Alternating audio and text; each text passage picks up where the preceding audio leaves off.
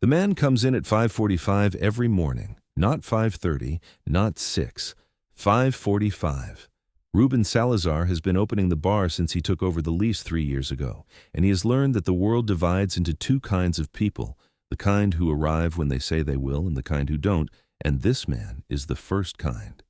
5:45, every morning, rain, snow, August heat, February dark, 5:45, like his body runs on a clock that doesn't need winding. Ruben's bar is called The Kettle. It sits on the corner of Division Street and Keep in Williamsburg, Brooklyn, in a building that used to be a hardware store, and before that, a butcher shop, and before that, something nobody remembers. The tin ceiling is original, pressed copper, painted over 11 times in 100 years, the paint cracking to show layers underneath like geological strata. The bar top is walnut, scarred and burned and stained with rings from a century of glasses. There are 12 stools, 8 tables, a jukebox that only plays vinyl and that Ruben stocks himself from crates at the flea market on Broadway, and a coffee machine, a La Marzocco Linea Mini, the one extravagance in a business built on tight margins that Ruben bought used from a cafe in Park Slope that closed during the pandemic. The Kettle is a bar at night and a coffee shop in the morning. This is not an unusual arrangement in Brooklyn, where real estate costs require every square foot to earn its rent in multiple shifts. Ruben opens at 5:30 for the early crowd. Construction workers, nurses coming off night shift, the occasional writer who believes that creativity requires suffering and that suffering requires being awake before dawn. He closes at 2 a.m. for the late crowd, the drinkers, the talkers, the people who need a bar stool and a bartender who knows when to speak and when to pour. Ruben is 34 years old. Compact, strong, the build of a man who lifts kegs and cases and furniture, and occasionally the body of a customer who has exceeded his capacity. His hair is black, thick, kept short on the sides, and longer on top in a way that requires no maintenance, which is important because Ruben's mornings begin at 4:30 and do not include time for vanity. His face is angular, sharp cheekbones, a nose that was broken once in a fight he didn't start and healed slightly crooked, and brown eyes that are set deep and see everything. He has a tattoo on his right hand, a small coffee cup on the web between his thumb and forefinger, done by his cousin in the kitchen of his mother's apartment in Sunset Park when he was 19, and it is the worst tattoo anyone has ever seen, and he will never cover it up. His mother, Dolores, came from Puebla.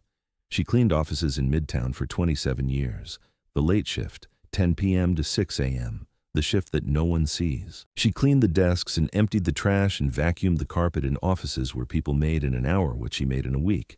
And she did this without complaint and without bitterness, because Dolores Salazar believed that work was not a punishment, but a proof. Proof that you were alive, proof that you were useful, proof that the world needed you even if it didn't know your name. She died 2 years ago. Ovarian cancer. Quick, the doctor said, and Ruben stood in the hospital hallway and thought about how the word quick is supposed to be a comfort and is not. He named the bar after her, The Kettle, because Dolores always had a kettle on the stove, not for tea, for coffee. She made it the way her mother made it in Puebla, boiled on the stove with a cinnamon stick and piloncillo, poured through a cloth strainer into a clay mug that she brought from Mexico, wrapped in newspaper inside a suitcase in 1987. Every morning, 5:30. The kettle would whistle, and Ruben would hear it from his bed and know that the day had started, and his mother was in the kitchen, and the world, whatever was wrong with it, had coffee. The man comes in at 5:45. He opens the door. The door sticks. Ruben keeps meaning to plane it. The wood swells in humidity and shrinks in cold, and the door is either too tight or too loose, and never just right, and he walks to the last stool at the bar, the one closest to the wall, and he sits. He's somewhere between 55 and 70. It's hard to tell. Homelessness compresses and expands age simultaneously. It adds years to the face and subtracts them from the body, so that a man who is 60 might look 70 from the neck up and 50 from the neck down, wiry and weathered and moving with the careful economy of someone who has learned that energy is a resource that must be budgeted. His hair's gray, close-cropped. He cuts it himself, Ruben thinks, or someone at a shelter does. His beard is trimmed short and neat, which surprises people who expect homeless men to look like the version of homelessness that exists in movies. His clothes are clean but old, a dark navy peacoat with brass buttons that are tarnished green, a flannel shirt underneath, work pants with creases that suggest he irons them, which he does, at the laundromat on Grand Street where the attendant lets him use the press for free on Tuesday mornings. He carries a leather briefcase, not a backpack, not a plastic bag, not a garbage sack. A leather briefcase, brown, worn smooth at the handles with brass latches that still click when you press them. The briefcase is the thing that made Ruben notice him the first time, because a homeless man with a briefcase is a contradiction that the mind snags on, the way the eye snags on a word that's misspelled in a sentence that's otherwise perfect. "Morning," the man says. His voice is low, steady, with an accent that Ruben has spent 3 months trying to place and hasn't been able to. Not Southern, not Midwestern. Something else, something that sounds like it was shaped by books rather than geography, the kind of accent you get from reading more than you talk. "Morning," Ruben says. He pours a coffee, black, no sugar, in the white ceramic mug that he keeps on the top shelf behind the bar, the mug that has become this man's mug by unspoken agreement. He sets it on the bar. The man wraps both hands around the mug. He holds it the way people hold things that matter, not casually, not carelessly, but with intention, the way you hold a photograph or a letter or the hand of someone you haven't seen in a long time. "Thank you, Ruben," he says. "Don't mention it." He doesn't pay. He has never paid. This is the arrangement. Tell us in the comments where you're watching from today, because this story is about a bartender who poured a cup of coffee every morning without asking for a dime, and the man who left something worth more than money on the bar. The arrangement started 3 months ago. It was a Monday in November. The man came in for the first time. Ruben had never seen him before, which is unusual because Ruben knows the neighborhood the way a doctor knows a body, by the rhythms and patterns and the things that change. The man sat on the last stool. He looked at the chalkboard menu. He looked at the prices. He looked at his hands. Ruben recognized the look. He'd seen it on his mother's face in the grocery store when he was a boy. The silent arithmetic, the calculation of what you need versus what you have, the algebra of poverty that computes in fractions and always rounds down. He poured a coffee, set it on the bar. "On the house," Ruben said. The man looked at him. His eyes were gray, light gray, the color of old silver, sharp and clear in a way that didn't match the rest of him, the peacoat and the work pants and the briefcase that was scuffed at the corners. The eyes were too alert, too focused, too present for a man sitting on a bar stool at 5:45 in the morning, deciding whether he could afford coffee. "I can't pay for this," the man said, not ashamed, not performing poverty, just stating a fact, the way you'd state the weather. "I know," Ruben said. "That's what 'on the house' means." The man looked at the coffee. He looked at Ruben. He nodded once, a small, precise nod that communicated something that 1,000 thank yous couldn't. "I see what you're doing, and I accept it, and I will not insult either of us by pretending this is anything other than what it is. Asterisk." He came back the next morning, and the next, and the next. Ruben never asked his name. The man never offered it. This was part of the arrangement too, an understanding that names carry weight, and that the exchange of names implies obligations, and that the simplest kindnesses are the ones that require nothing in return, not even the basic currency of identity. Ruben called him boss in his head. Not to his face. To his face he said, "Morning," and set down the coffee, and that was the whole transaction. But in his head the man was boss, because something about the way he carried himself, the posture, the briefcase, the trimmed beard, the creased work pants, suggested a man who had once been in charge of something and who carried the ghost of that authority the way a retired soldier carries the posture of attention even in civilian clothes. If this story has touched your heart, take a moment to share it and subscribe to Untold Hearts, because sometimes the most important thing a person can offer you is a cup of coffee and the dignity of not being asked to explain yourself. The coffee is the beginning. What follows is the conversation. It doesn't happen all at once. It happens the way trust happens between a bartender and a regular, In fragments, in asides, in the accumulated weight of mornings where two people are in the same room before the world wakes up, and the silence between them is not awkward but companionable, the way silence can be between people who have agreed to share a space without demanding that the space be filled. Week 1, the man drinks his coffee. He reads. Not a phone, a book, an actual book, hardcover, pulled from the briefcase. Reuben notices the titles over the course of the first week: a biography of Frederick Douglass, a book about urban planning, a collection of essays by someone whose name Reuben doesn't recognize. The man reads the way Reuben's mother cleaned, thoroughly, methodically, with the focused attention of someone who believes that the task deserves their full presence. Week 2. The man speaks first. This is good coffee, he says. La Marzocca, Reuben says. Got it from a cafe in Park Slope that closed. Their loss, your gain. That's most of Brooklyn, honestly. The man almost smiles. It's not quite a smile. It's the preliminary architecture of a smile, the foundation before the structure, the way the corners of his mouth shift upward a millimeter and his gray eyes narrow slightly. It's the smile of a man who has not smiled often recently, but who has not forgotten how. Week 3. Reuben learns that the man sleeps at the Bowery Mission Shelter on the nights when there's a bed and under the BQE overpass on Grand Street on the nights when there isn't. He learns this not because the man tells him directly, but because of the way winter works. On the mornings when the man comes in with frost on his beard and his fingers stiff and his pea coat damp from sleeping against concrete, Reuben knows there wasn't a bed. On the mornings when he comes in dry and slightly warmer, there was. Reuben adjusts. On the cold mornings, the overpass mornings, he makes the coffee hotter. He sets a bowl of oatmeal next to it, the oatmeal he makes for himself every morning with brown sugar and cinnamon, the way his mother made it. He doesn't say anything about the oatmeal. He just sets it down. The man eats it. The arrangement expands. Week 4. A conversation about Brooklyn. The man knows things about the neighborhood that Reuben doesn't. Historical things, structural things, the kind of knowledge that comes from studying a place rather than just living in it. He knows when the buildings on Division Street were built, who built them, what they replaced. He knows that the tin ceiling in the kettle was manufactured by a company in Ohio in 1911, and that the pattern is called Elizabethan, and that there are only 3 other ceilings like it in Brooklyn. How do you know that? Reuben asks.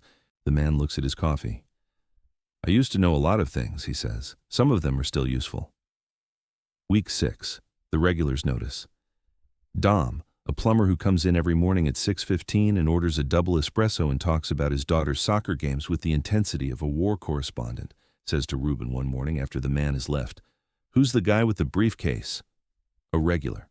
He pay? That's between me and him. Dom looks at Reuben. Dom is 52 and has been coming to the kettle since it opened and has watched Reuben run the bar with a generosity that borders on financial irresponsibility. The free drinks for anyone who's had a bad day, the tabs he forgives when a regular hits a rough patch, the way he keeps the heat running at full blast all winter, even though the gas bill makes his accountant weep. You're going to go broke being this nice, Dom says. My mother cleaned offices for 27 years and never missed a day. You think a cup of coffee is going to break me? Dom drinks his espresso. He doesn't bring it up again. If you're enjoying this story, hit that like button right now. It takes 1 second, costs nothing, and tells us to keep making stories like this one. Back to the story. Week 8. The man tells Reuben about the briefcase. It's a Thursday. The bar is empty. It's 5:50. The sun isn't up yet, and the world outside the window is the particular gray-blue of a Brooklyn winter morning that hasn't decided whether it's going to snow or just threaten. The man is on his stool.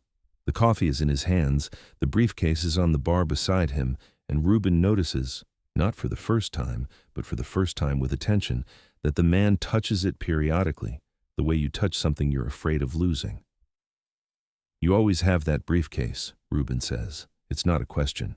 It's an observation, offered the way bartenders offer observations, without pressure, as a door that the other person can walk through or not.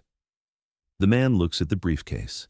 He runs his hand across the leather, a gesture that's not casual but ritualistic, the way someone touches a headstone or a photograph or the seat of a chair where someone used to sit. It was my father's, he says. He carried it every day for 40 years. He was a He worked in an office, in a building. He went to work every morning with this briefcase, and he came home every evening with this briefcase, and the briefcase was always full, and he never told us what was in it. My brother and I used to joke that it was full of secrets, classified documents, spy stuff. He opens the latches. They click, a clean mechanical sound that cuts through the quiet of the bar. He opens the briefcase and turns it so Ruben can see inside. It's full of papers. Not loose papers, organized papers, filed in manila folders with handwritten labels on the tabs. The handwriting is precise, architectural. The labels read things like Division Street, Structural Assessment, Keep Street Corridor, Mixed-Use Feasibility, Williamsburg Waterfront, Community Impact Study, South 4th Street, Affordable Housing Model. "What is this?" Ruben asks. "Work," the man says. 30 years of work. He doesn't explain further. Not that morning. He closes the briefcase. He finishes his coffee. He nods the small, precise nod, and he leaves. And Ruben washes the white ceramic mug and puts it on the top shelf and thinks about a briefcase full of manila folders with labels written in handwriting that looks like blueprints. If Untold Hearts has become part of your week, consider joining the channel membership. A few dollars a month keeps these stories coming. Links are in the description. Now, back to the story. Week 10. The man tells Ruben about the building. Not the Kettles building. A different building. Or rather, an idea of a building. A building that doesn't exist yet, but that has existed in the man's briefcase for 11 years, in the form of plans and studies and cost analyses and community impact reports and architectural drawings that he made himself by hand at a drafting table in the library on Grand Street. It's a community center, the man says, for this neighborhood. Not a gym with a membership fee, not a co-working space. A center, a place where people can come and be warm and learn things and eat a meal and not be asked for ID or proof of address or a credit card. A place that exists because a neighborhood needs it, not because a developer can profit from it. He opens the briefcase. He takes out a folder, Williamsburg Community Center, Final Proposal, and he opens it on the bar, and Ruben sees, for the first time, the drawings, floor plans, elevations, cross-sections. The lines are precise and confident, drawn with the hand of someone who has been trained to translate three-dimensional space onto two-dimensional paper. The building is 3 stories, ground floor, community kitchen and gathering space, second floor classrooms and meeting rooms, third floor health clinic and legal aid offices. The facade is a mix of brick and glass, brick to match the neighborhood's existing texture, glass to let in light. The entrance is wide and welcoming, with no steps. Wheelchair accessible, stroller accessible, accessible to anyone who can reach the door. "This is professional work," Ruben says. "I'm a professional," the man says. And then, for the first time in 10 weeks, his face changes. The composure cracks, not dramatically, not like a dam breaking, but like a hairline fracture in a wall that you'd miss if you weren't looking. "I was a professional. I was an urban planner. For the city. 23 years. The story comes out the way water comes through a crack, slowly at first, then faster. His name is Noel Ashford. He was a senior urban planner for the New York City Department of City Planning, 23 years. He worked on zoning, on housing, on the plans that determine what gets built, where and who benefits and who gets displaced. He was good at it, not in the way that bureaucrats are good at paperwork, but in the way that craftsmen are good at their craft. He understood that urban planning is not about buildings, it's about people. It's about the woman who needs a bus stop within walking distance of her job. It's about the family that needs a park where their kids can play without crossing a 4-lane highway. It's about the man who needs a coffee shop where he can sit for an hour and not be asked to leave. He was pushed out, not fired, pushed. The distinction matters. When a developer with connections to the mayor's office wanted to rezone 3 blocks of affordable housing in Williamsburg for luxury condominiums, Noel wrote a report documenting the impact.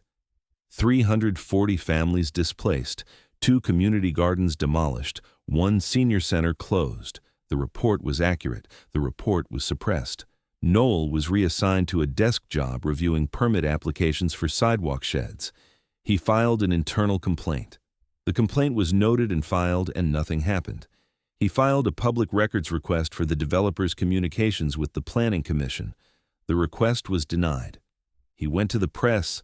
The story ran on page 14 of a newspaper that people read on their phones while waiting for the subway and forgot by the time they reached their stop. He was offered early retirement. He was 53. Early retirement for a city employee with 23 years of service sounds like a reward. It is not a reward. It is a silence payment, a transaction in which you exchange your voice for a pension that covers rent and groceries and nothing else. He took it.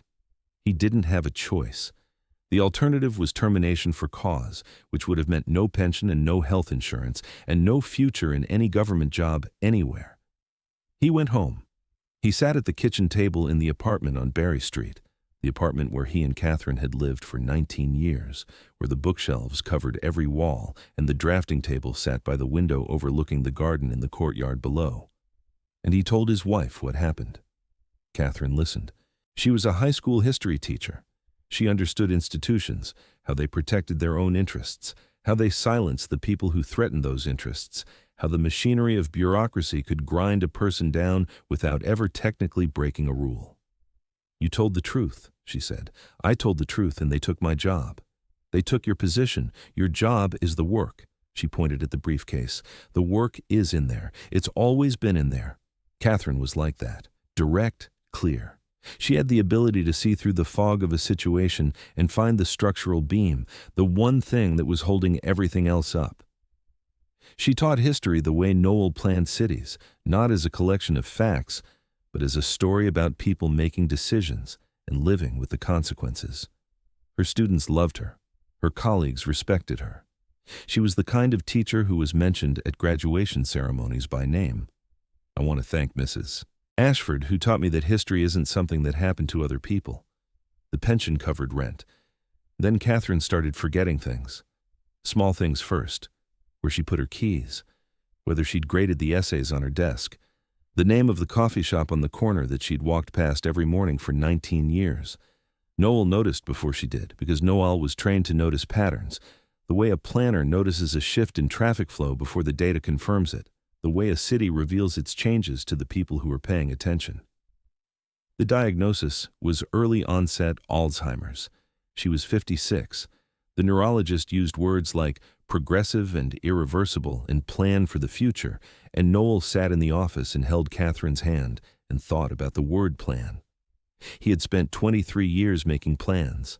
Plans for buildings, plans for neighborhoods, plans for the future of a city that contained 8 million people. He had never made a plan for a future in which the person who knew him best would forget his name. The disease moved fast, faster than the doctors predicted, faster than the savings could absorb. Catherine taught for another year, the last year, the year when she wrote lesson plans in the morning and couldn't find them by afternoon, the year when she called a student by the wrong name 3 times in one class and stood at the whiteboard and stared at a date she'd written and couldn't remember why it mattered. She retired. She stayed home. Noel took care of her. The cooking, the cleaning, the medications, the conversations that became shorter and more repetitive, and then stopped being conversations at all and became instead a kind of shared silence that was not the companionable silence of 2 people who know each other well, but the terrible silence of 2 people in the same room, one of whom is leaving. He moved her to a memory care facility when the home care became impossible. When she stopped recognizing the apartment, when she tried to leave in the middle of the night wearing only a nightgown, when she looked at Noel across the kitchen table and said, "Are you the man who fixes things? The sink is leaking." The facility was clean and kind, and staffed by people who called her Catherine and held her hand when she cried, and who earned $14 an hour to do the work that the world pretends doesn't require courage. The facility cost $8,000 a month. The pension was $4,200. He sold the apartment, he sold the car, he sold everything that could be converted to money and used the money to keep Catherine in the facility where she was safe and cared for and where the staff knew her name even after she forgot it herself. He visited every day. He brought books, her books, the ones from the shelves in the apartment, the history books she'd taught from for 30 years. He read them to her. She didn't understand the words anymore, but she seemed to understand the sound of his voice, the rhythm of it, The particular frequency of a man who had loved her for 32 years and who was not going to stop reading to her just because she couldn't follow the story. Catherine died 18 months ago, in her sleep, in the facility, with a book on the nightstand that Noel had been reading to her. A biography of Harriet Tubman that Catherine had taught from every year and that she would have wanted to hear again, even if she didn't know she was hearing it. The facility kept billing for 2 months after her death. An administrative error, they called it, though the word error does less work in that sentence than it should.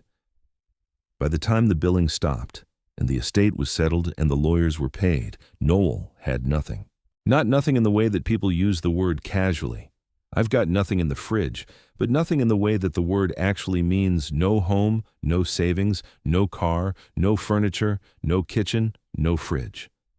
He kept the briefcase. He kept 30 years of work, the plans, the studies, the community center proposal that no one in city government had ever read because the man who wrote it had been pushed out for telling the truth about 3 blocks of affordable housing that no longer exist. "Why do you still carry it?" Reuben asks. "Because the work is still good," Noel says. "The neighborhood still needs this building.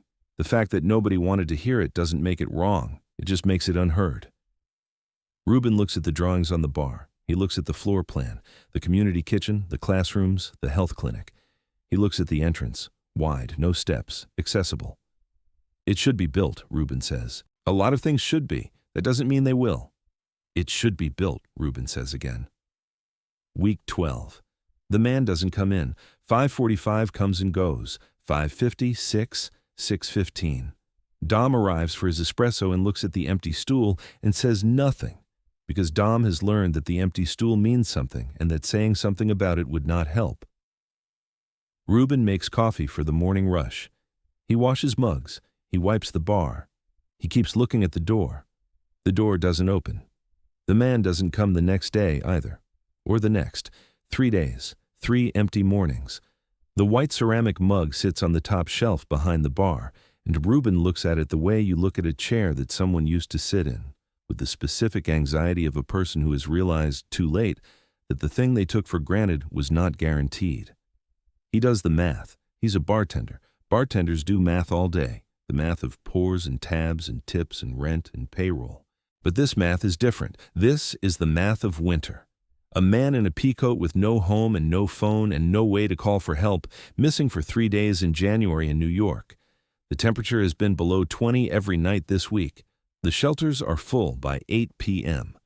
The overpass on Grand Street is exposed to the wind off the river, and the wind off the East River in January is not weather. It is a weapon. He calls the hospitals. This takes longer than it should, because hospitals do not efficiently communicate the presence or absence of unidentified patients to bartenders who call and say, "I'm looking for a man, maybe 60, gray hair, peacoat, carries a briefcase." He calls Bellevue, Woodhull, Brooklyn Methodist. No one matching the description has been admitted. He calls the shelters, the Bowery Mission, the Holy Apostles, the BRC Intake Center on Atlantic. The Bowery Mission is the only one that recognizes the description. He walks to the Bowery Mission on the 3rd evening. He describes the man, gray hair, trimmed beard, peacoat, briefcase. The intake coordinator checks the log. "He hasn't been in since Monday," she says. "Sometimes they move to another shelter. Sometimes they leave the city.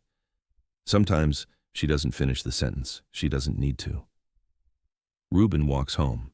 He walks the route the man would have walked from the shelter to the kettle. South on Bowery, east on Delancey, north on Bedford, west on Division. He walks it slowly, looking. He doesn't know what he's looking for. A man on a bench. A peacoat in a doorway. A briefcase.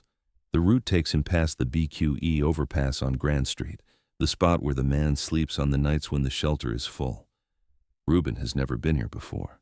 He's heard the man describe it, not in detail, not in complaint, but in the offhand way that homeless people reference their sleeping spots, the way housed people reference their bedrooms, as a fact so ordinary it doesn't warrant elaboration. It is not ordinary. The overpass is a concrete cavern that amplifies the traffic noise into a constant roar and funnels the wind into a tunnel that makes 20 degrees feel like 5. There are sleeping bags on the ground, 3 of them, arranged against the concrete pillar with the careful spacing of people who have negotiated territory. One of the sleeping bags is empty. Beside it, on the concrete, is a coffee cup from the kettle, the paper takeaway cup with the logo that Ruben designed himself, a simple kettle drawn in black ink. He gave the man a takeaway cup once, weeks ago, when the man had to leave early. The cup is here. The man is not. Ruben picks up the cup. He stands under the overpass with the traffic roaring above him and the wind cutting through his jacket and the empty sleeping bag at his feet, and he holds the cup with the logo he drew, and he feels the specific, physical weight of caring about someone who could disappear at any moment and leave nothing behind but a paper cup and an empty stool. He doesn't find him. Day 4. The man comes back. 5:45. The door sticks. The door opens. The man walks to the last stool. He sits. Ruben is behind the bar. He has been behind the bar since 4:30 this morning, an hour earlier than usual, because he couldn't sleep, because the empty stool was in his head the way an unresolved chord is in a musician's head, a note that needs resolving before the song can end. He's already cleaned the machine twice.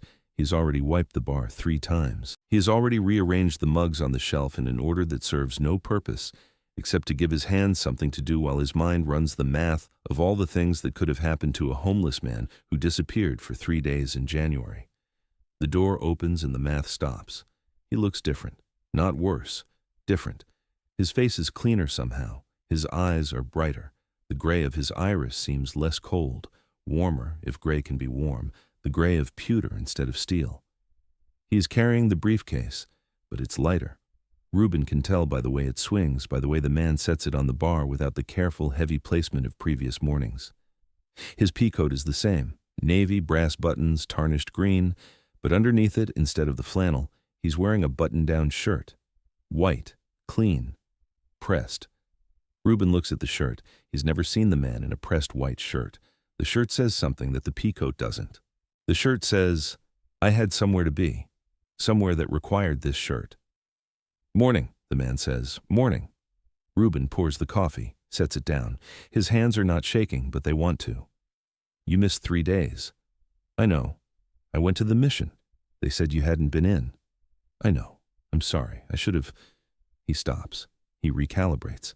The gray eyes do the thing they do. The assessment, the evaluation, the precise calibration of what needs to be said and how to say it. "I didn't have a way to tell you. I don't have a phone. I don't have your number. I don't even know your last name. I walked in here 3 months ago and you gave me coffee and you never asked me anything, and I realized this week that the person I most wanted to call was someone I couldn't reach because the arrangement we have doesn't include phone numbers." This is the most words the man has spoken in a single stretch since the morning he told Ruben about the briefcase. Ruben leans against the back bar and listens. The man looks at Ruben. The gray eyes, the old silver eyes that are too alert for a man in a peacoat on a bar stool, are doing something Ruben hasn't seen before. They are warm. Not warm like coffee.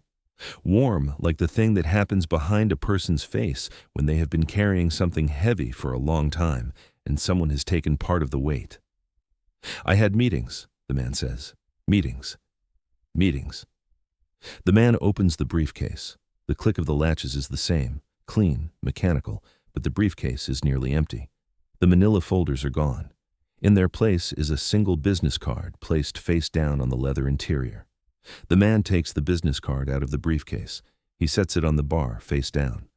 "This is for you," he says. "What is it?" "Turn it over." Ruben picks up the card. It's heavy, the kind of cardstock that costs money, the kind that has a texture you can feel with your fingertips, a weight that says the person who printed this card takes themselves seriously and expects you to do the same. He turns it over. The card reads, "Noel Ashford, Director of Community Development, Civic Future Foundation, New York, NY," below. The name and title, a phone number and email. Below that, in smaller type, "Williamsburg Community Center Project, ground floor partner." Ruben reads it twice. He sets the card on the bar. He looks at the man, at Noel, and Noel is watching him with the gray eyes and the almost smile, and an expression that Ruben has never seen on his face before, an expression that looks like the architectural rendering of joy, the plan, the elevation, the cross-section of a man allowing himself to feel something good. "What happened?" Ruben says. I got heard, Noel says. The story comes out. During the 3 days he was gone, Noel attended a meeting at the Civic Future Foundation, a non-profit that funds community development projects in underserved neighborhoods. He'd sent them the proposal 6 months ago, from the computer at the Grant Street Library, expecting nothing because he had sent the proposal to 37 organizations over 11 years and received 37 variations of silence. The Civic Future Foundation did not send silence. They sent an email, then a phone call, then an invitation to present the proposal in person. He presented it. He stood in a conference room in a building in Lower Manhattan, a room with a long table and a view of the river, and 12 people who looked at his drawings the way Ruben had looked at them, with the recognition that the work was good and the building was needed, and the man who made it had been waiting 11 years for someone to say so. They funded it. Not partially, fully. A 3-year grant to design, build, and staff the Williamsburg Community Center. The ground floor, the community kitchen, the gathering space, the entrance with no steps, would be built first. Construction begins in 6 months. The grant is $4.2 million. Noel says this number the way he says everything, quietly, precisely, without inflation. $4.2 million for a building that has lived in a briefcase for 11 years, that has been rejected 37 times, that was designed by a man sleeping under an overpass on a drafting table at the public library. They read the impact study, Noel says. They read the community surveys, 214 households in the neighborhood, interviewed by hand in person over 3 years. They read the cost-benefit analysis. They read the architectural drawings. And then the director, a woman named Prisha, about your age, sharp, looked at me across the table and said, Mr. Ashford, this is the most thorough community development proposal we've ever received. Why hasn't this been built? What did you say? I said, because I wrote a report about affordable housing and the city didn't like the answer. She said, we like the answer. And that was it. That was it. 30 years of work, 11 years in a briefcase, 37 rejections, 1 yes. They hired Noel to run it. Not as a consultant, not as a contractor, but as the Director of Community Development, a title that means he is, once again, the man with the briefcase who goes to work every morning and comes home every evening. Except this time, the briefcase will be lighter, because the plans are no longer inside it. They are being built. They gave him an office, a real office, with a desk and a window and a phone that rings with calls from architects and contractors and community board members who want to know about the building going up on Division Street. They gave him a salary. They gave him, for the first time in 18 months, an address that is not a shelter or an overpass or a bar stool. He got an apartment, a studio on South 4th Street, 3 blocks from the Kettle. It's small, a bed, a desk, a kitchenette with a 2-burner stove. On the desk, the briefcase, open, empty except for one thing. A photograph of Catherine, the one from their wedding, the one where she's laughing and holding a glass of champagne and looking at the camera with the expression of a woman who has just married a man who plans cities for a living and finds this both ridiculous and wonderful. The ground floor partner, Ruben says, reading the card again. What does that mean? It means the ground floor of the community center needs a coffee shop. A real one, not a vending machine, not a Keurig. A place where people can sit with a cup of coffee and be warm and not be asked for ID or proof of address or a credit card. Noel pauses. I thought of someone who already does that. Ruben stares at the card. He stares at the man.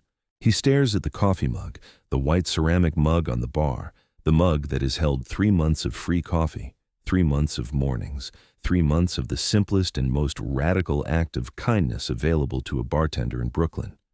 The decision to pour a cup of coffee for a man who can't pay and not ask him to explain why. You're offering me the coffee shop in the community center, Ruben says. I'm offering you the ground floor, rent-free for the first 3 years. After that, below market permanently. The grant covers build-out. You'd bring the machine, the mugs, the oatmeal. Noel's almost smile becomes, for the first time, an actual smile. It changes his whole face. And the policy. What policy? The one where a man walks in at 5:45 and can't pay and you pour anyway. Ruben's eyes fill. He doesn't fight it.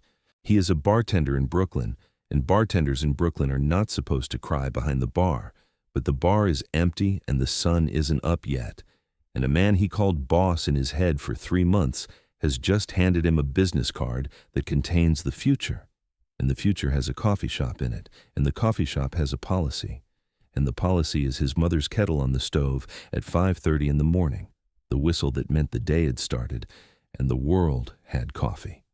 He thinks about what this means, not the business.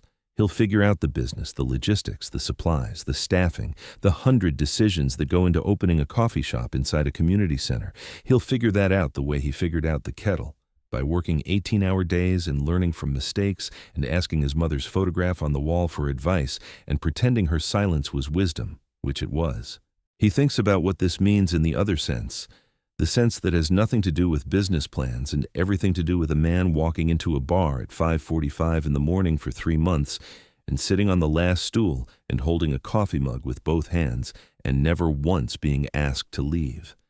He thinks about the 17 times he poured that coffee, the 17 mornings when the oatmeal appeared without comment, the 17 conversations about Brooklyn and tin ceilings and urban planning and a briefcase full of work that nobody wanted to hear. He thinks about the fact that none of it, not one morning, not one cup, not one bowl of oatmeal, was calculated. He didn't pour the coffee because he expected something in return. He poured it because a man was cold, and the machine was hot, and the math was simple. 1 mug, 1 pour, 1 morning at a time. And now the math has multiplied into something he couldn't have predicted. A building, a community center, a ground floor with his name on it, all because he did what his mother taught him to do without knowing she was teaching him. You see someone who needs coffee. You pour the coffee. You don't ask why. My mother would have liked you, Ruben says. She raised a good son. I've been trying to figure out how to tell you that for 12 weeks. Ruben picks up the mug. He refills it. He sets it down. On the house, he says.